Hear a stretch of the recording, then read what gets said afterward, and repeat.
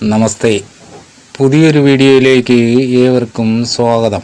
നമ്മളിവിടെ പറയുന്നത് കൈവെള്ളയിലെ ബുദ്ധിരേഖയുടെ കുറച്ച് സവിശേഷ ഫലങ്ങളെയാണ്.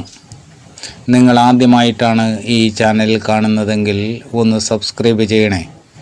വീഡിയോ ഇഷ്ടപ്പെട്ടാൽ ലൈക്ക് ചെയ്യാനും ഷെയർ ചെയ്യാനും മറക്കരുത്. കൈവെള്ളയിലെ വ്യാഴമണ്ഡലത്തിന് അടിയിൽ നിന്നും ആരംഭിക്കുന്ന രേഖയാണ് ബുദ്ധിരേഖ.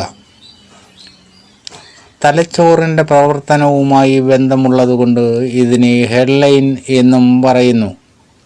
മനോധർമ്മം, ബുദ്ധിയുടെ പോക്ക്, ജീവിത രീതി മുതലായവയൊക്കെ സൂചിപ്പിക്കുന്ന രേഖയാണ് ബുദ്ധിരേഖ. ഒരാളിൻ്റെ ഉയർച്ചയ്ക്കും താഴ്ചയ്ക്കും കാരണം തന്നെ അവരുടെ മനസ്സാണ്. മനോധർമ്മവും ഗുണവും എത്രമാത്രം ഒരാളിൽ സ്ഥിതി ചെയ്യുന്നു എന്ന് ബുദ്ധിരേഖയിലൂടെ അറിയുവാൻ കഴിയും. ചില കൈകളിൽ ബുദ്ധിരേഖ കാണാറില്ല. അതുകൊണ്ട് തന്നെ അവരുടെ മനോഭാവം മറ്റു രേഖകളിൽ കലർന്നിരിക്കുന്നു എന്ന് മനസ്സിലാക്കാം. ബുദ്ധിരേഖ വ്യാഴമണ്ഡലത്തിനടിയിൽ നിന്നും ആരംഭിച്ച് ചിത്രത്തിൽ കാണും പോലെ നേരെ സ്ഥിതി ചെയ്താൽ അത് അവരുടെ അപാരമായ മനോധർമ്മത്തെയും ബുദ്ധിയുടെ കൂർമ്മതയെയും കാണിക്കുന്നു. ഇതുപോലെ ബുദ്ധിരേഖ ചെറുതായിരുന്നാൽ അത് അവരുടെ ബുദ്ധിക്കുറവിനെയാണ് കാണിക്കുന്നത്. അവരുടെ തലച്ചോറിൻ്റെ പ്രവർത്തനം ശരിയായി നടക്കുന്നില്ല എന്നും മനസ്സിലാക്കാം. രോഗം അടിക്കടി ഉണ്ടാകുമെന്നുള്ളത് ബുദ്ധിരേഖയിൽ നിന്നും അറിയുവാൻ കഴിയും. ഇതേപോലെ ബുദ്ധിരേഖയും ആയുർരേഖയും നീളം കുറഞ്ഞ് ചെറുതായി കാണപ്പെട്ടാൽ അവരുടെ ആയുസ്സിൻ്റെ ദൈർഘ്യവും അതുപോലെ തന്നെ ആയിരിക്കും എന്നും മനസ്സിലാക്കാം. നീളം കുറഞ്ഞ ബുദ്ധിരേഖയുടെ അവസാനം ഒരു നക്ഷത്ര ചിഹ്നം കാണപ്പെട്ടാൽ അത് അവരുടെ ദൗർഭാഗ്യത്തെയാണ് കാണിക്കുന്നത്. അത് അവരുടെ ആയുസ്സിനെ ഹാനി സംഭവിക്കും എന്നുകൂടി പറയാം. ഇതുപോലെ ബുദ്ധിരേഖയുടെ അവസാന ഭാഗത്ത് ചെറുരേഖകൾ ക്രോസ് ചെയ്ത് കാണപ്പെട്ടാൽ അതും അവരുടെ ആയുസ്സിനെ നശിപ്പിക്കുന്നതായിട്ടാണ് സൂചിപ്പിക്കുന്നത്. ഇങ്ങനെയുള്ള ഘട്ടത്തിൽ രണ്ട് കൈകളിലെയും രേഖകൾ ഒത്തുനോക്കണം. ഇടത് കൈയിൽ ചെറുതും വലതു കൈയിൽ വലുതായും രേഖ കാണപ്പെട്ടാൽ അവർക്ക് മാനസിക അഭിവൃദ്ധി ഉണ്ടാകും എന്ന് സൂചിപ്പിക്കുന്നു. രണ്ട് കൈകളിലും ഹൃദയരേഖ ഇല്ലാതെ ബുദ്ധിരേഖ നീളം കുറഞ്ഞ് സ്ഥിതി ചെയ്താൽ അവർ അത്യാഗ്രഹത്തെ മുൻനിർത്തിക്കൊണ്ടായിരിക്കും ഏത് പ്രവൃത്തിയും ചെയ്യുന്നത് എന്ന് മനസ്സിലാക്കാം.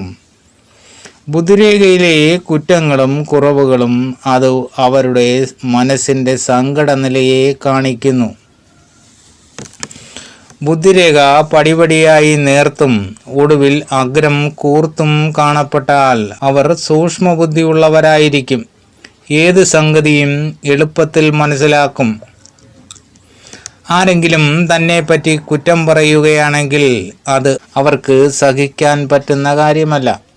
എന്നാൽ മറ്റുള്ളവരെ സങ്കടപ്പെടുത്തുന്ന വാക്കുകളൊന്നും ഇവർ പറയുകയുമില്ല. ബുദ്ധിരേഖ ആയുർരേഖയോട് ചേരാതെ തുടക്കം മുതൽ തനിച്ചിരിക്കുകയാണെങ്കിൽ അവർ യൗവനത്തിൽ തന്നെ ബുദ്ധികൂർമ്മതയുള്ളവരാണെന്ന് മനസ്സിലാക്കാം. സ്വന്തം കാര്യങ്ങൾ മറ്റുള്ളവരുടെ സഹായമില്ലാതെ നടത്താനുള്ള കഴിവ്, സ്വതന്ത്രമായി ചിന്തിക്കുക, ധൈര്യമായിരിക്കുക മുതലായവ ഇത് കാണിക്കുന്നു. ബുദ്ധിരേഖയിൽ നിന്നും ഒരു ശാഖാരേഖ വ്യാഴമണ്ഡലത്തിലേക്ക് നോക്കിച്ചെന്നാൽ അത് ആധിപത്യം നടത്തുവാൻ താല്പര്യമുള്ളതായി കാണിക്കുന്നു. ഏത് ഗ്രഹമണ്ഡലത്തിനാണോ ഉന്നത നിലയെ കാണിക്കുന്നത് അതനുസരിച്ചായിരിക്കും അവരുടെ അഭിവൃദ്ധി. ബുദ്ധിരേഖ തുടക്കം ആയുർരേഖയെ തൊട്ട് നേരെ കയ്യിൽ കുറുകെ ചെന്നിരുന്നാൽ അവർ അനുഭവസിദ്ധിക്കായിട്ടുള്ള വഴിയിൽ ചിന്തിച്ച് പ്രവർത്തിക്കുന്നവരാണ്, ദൃഢചിത്തരായിരിക്കും. പലരും സമ്മതിക്കത്തക്ക വിധമുള്ള പ്രവൃത്തികൾ ചെയ്യുന്നവരായിരിക്കും. ഇവരെ ഒരു വിധത്തിലും അവരുടെ അഭിപ്രായത്തിൽ നിന്നും പിന്മാറ്റാൻ സാധ്യമല്ല. അനുഭവമുള്ള വഴിയിലൂടെ പ്രവർത്തിക്കുന്നവരാണ് ഈ കൂട്ടർ. ബുധിരേഖ ശനിമണ്ഡലത്തെ നോക്കിയിരുന്നാൽ അവർ ആരോഗ്യം നശിച്ച് രോഗബാധിതനായി ജീവിതം അവസാനിക്കുന്നതാണ്. ഇവരുടെ നഖങ്ങൾ കുഴൽ പോലെയായിരിക്കും. അതേപോലെ തന്നെ കൈവെള്ള മഞ്ഞ നിറമായും കാണപ്പെടും.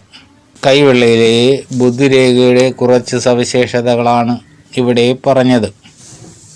ഇങ്ങനെയുള്ള അറിവുകൾ നേടുവാൻ നിങ്ങൾ ഈ ചാനൽ സബ്സ്ക്രൈബ് ചെയ്യുക.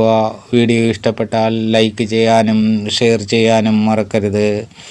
അടുത്ത വീഡിയോ കാണുന്നതുവരെ നിങ്ങൾക്കെൻ്റെ നമസ്കാരം.